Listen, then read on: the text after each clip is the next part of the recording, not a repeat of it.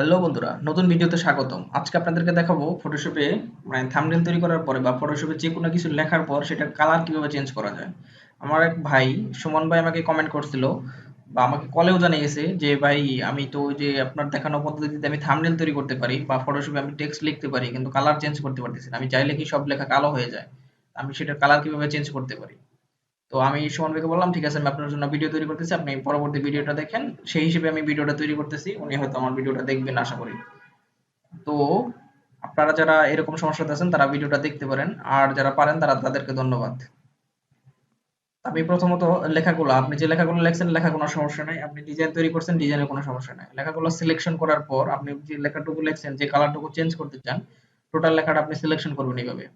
Selection করার পর এখান থেকে কালার পিকার থেকে আপনি যে কোনো একটা কালার সিলেকশন করবেন। আপনি এখান থেকে এই কালার থেকে আপনি সরাইতে নাড়াইতে পারবেন বা এই যেখানে এভাবে নড়াইতে পারবেন বা এখানে ক্লিক করলেও হবে।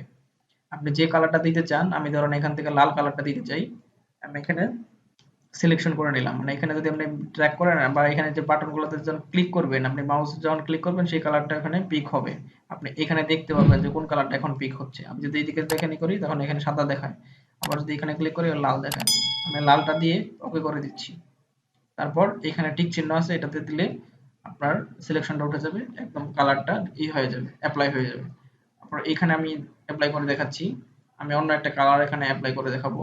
আমি ধরেন এখানে এই কালারটা সবুজ কালারটা অ্যাপ্লাই করতে চাই। তারপর ওকে করে দিলাম। এখানে আপনি কোথায় কোন কালার দিবেন সেটা হচ্ছে আপনার ডিজাইনের উপর ভিত্তি করে আপনি নির্ধারণ করবেন যে কোথায় কি কালার দিবেন।